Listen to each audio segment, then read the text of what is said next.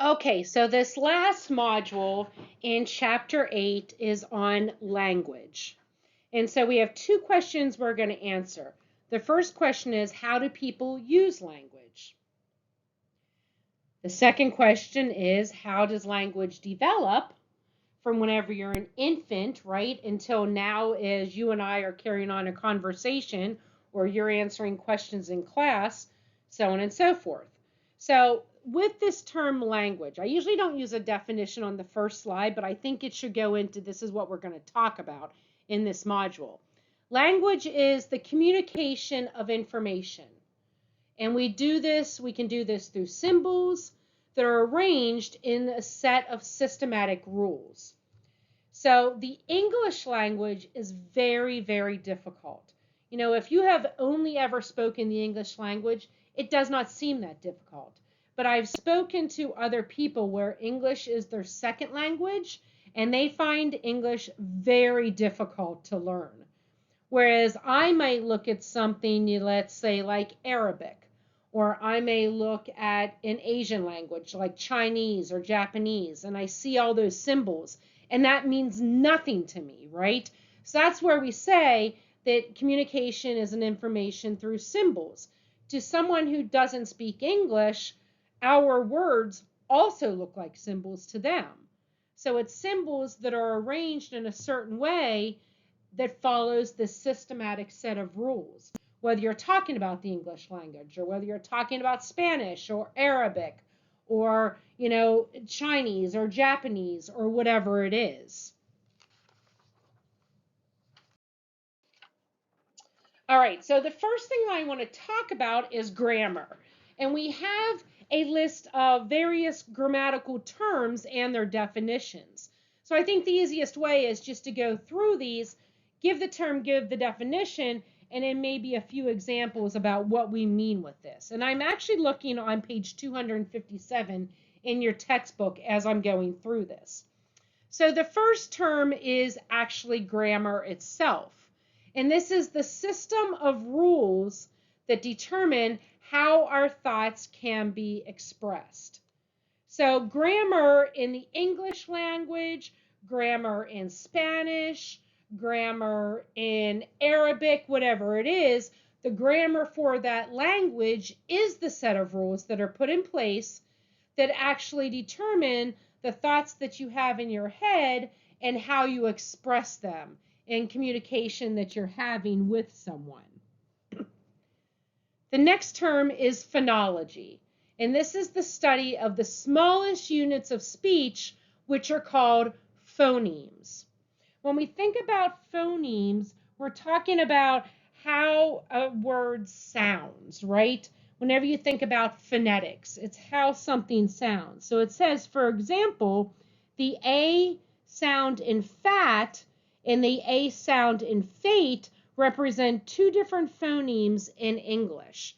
And this is why one thing that I think makes the English language so difficult is because you can have these phonemes that are pronounced different ways in different words. So phonology or phonemes are the smallest, most basic units that are used in speech. The next word is, or the next term is syntax. And this is the way in which words and phrases are combined in order to form a sentence. So every language that you have, depending on whatever language that is, Spanish, German, Italian, whatever it is, every language has their own set of intricate rules to follow in order for those words to be strung together to communicate some sort of meaning. So English-speaking individuals have no difficulty recognizing that TV down the turn is not a meaningful sentence, whereas turn down the TV is a meaningful sentence. So this is understanding the effect of syntax in English. So it also says in English, consider the chances and meaning caused by the different word orders in which the following utterance is used. John kidnapped the boy. John is the kidnapped boy, or the boy who was kidnapped, was John. So John, or what I say it was, John kidnapped the boy. So does that mean that the boy was John, or John was the one who did the kidnapping? So that's another way that makes the English language so difficult. But we have these set of rules that information should be ordered in a certain way.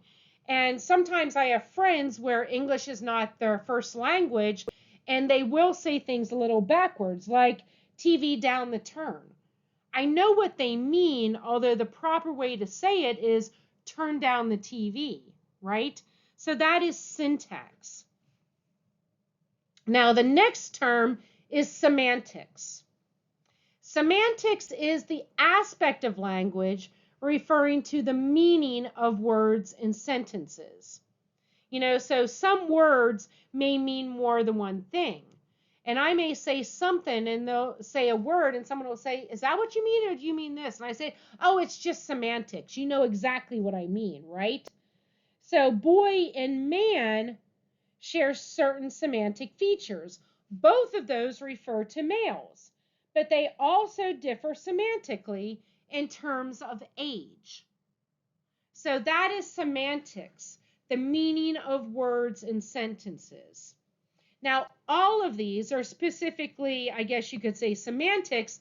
They allow us to use words to convey subtle nuances in meaning. So all of these four, grammar, phonology, syntax, and semantics, those are all used in different languages. I think they just tend to be more difficult in the English language. From what I've heard from other people, I've always only spoken English. So to me, it does not seem that difficult. Okay, let's talk about language development. How is it that we develop a language? Develop a way that we can speak with words. For infants, this starts with what is called babble.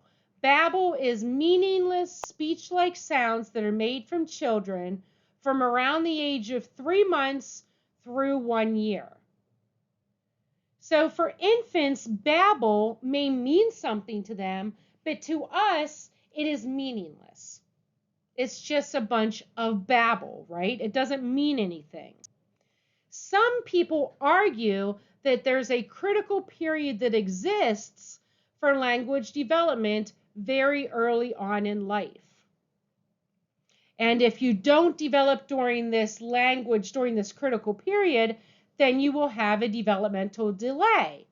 And those developmental delays may be symptoms for other disorders.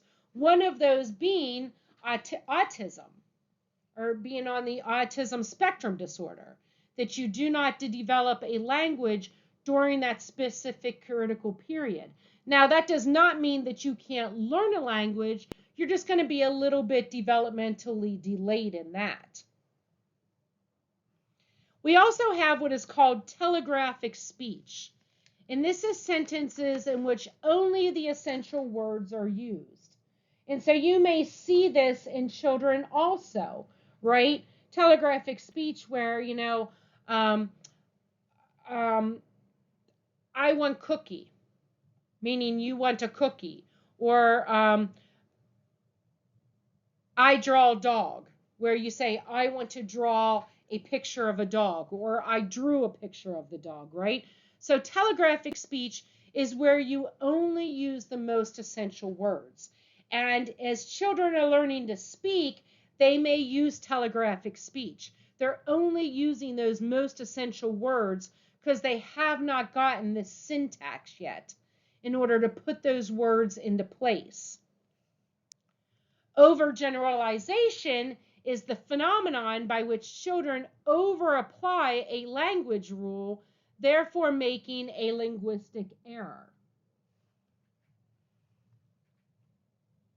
So the example in the book is, although it is correct to say he walked, for the past tense of walk, the ED rule doesn't work so well with children. So they say he runned, right, instead of he walked. I have a friend who she speaks Spanish, or Portuguese and Spanish actually. So that is her first language. Whenever she speaks in English, she always says, I got my hair did. Instead of I got my hair done, she'll say, I went and got my hair did today. So she doesn't understand this overgeneralization the same way that children do a lot of times. Instead of saying I ran, they may say I runned, because that is the past tense. They don't understand that that specific language yet that is used. So the example for that, like I just said, is run.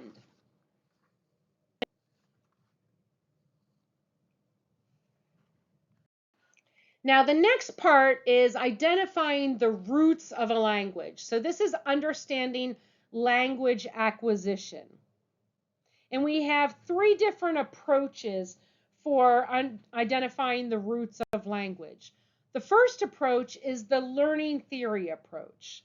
And this is where language acquisition follows the principles of reinforcement and conditioning.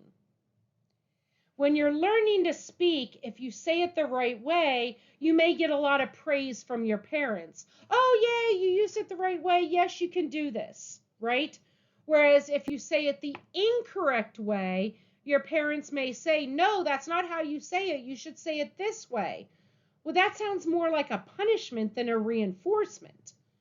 So the learning theory approach is that language acquisition is actually followed by these principles of reinforcement and conditioning.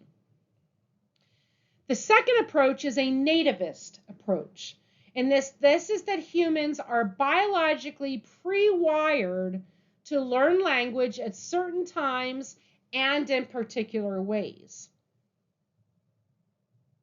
Noam Chomsky, who was this well-known linguist and talked a lot about and did a lot of research on language, he proposed what is known as a universal grammar that lets us understand the structure that language provides.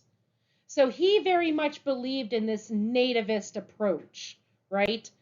That we could use certain terms and we have this universal grammar so that all of us understand the structure that language provides. The third approach is the interactionist approach. And this is the view that language development is determined by genetic and social factors. Therefore, it is produced through a combination of genetically determined predispositions and the social world in which you were raised. And this I kind of agree with too. I think there is definitely the learning theory approach that I agree with. I'm not sure if I'm completely on board with this nativist approach, but the interactionist approach I'm also on board with, right? That your language is determined on where you were raised. There is this well-known book called The Bell Curve. And the Bell Curve came about, I think it was in the 80s. And it talks about how a big problem that people have is with intelligence tests. Like whenever you take an IQ test, right? Or you take those assessment tests in school. And there are people who write these assessment tests, but they don't take into account where someone is coming from. The language that people use if they are raised inner city is different than the language that is used if you are raised outside of the city.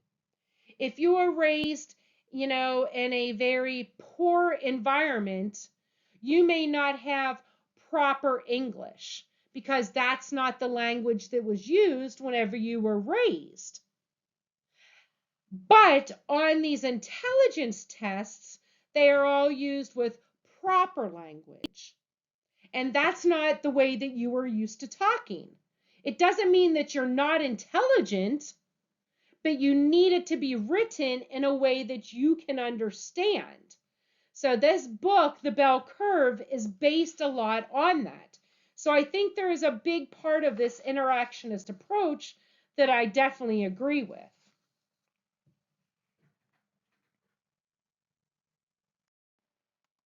Now, the influence of language on thinking.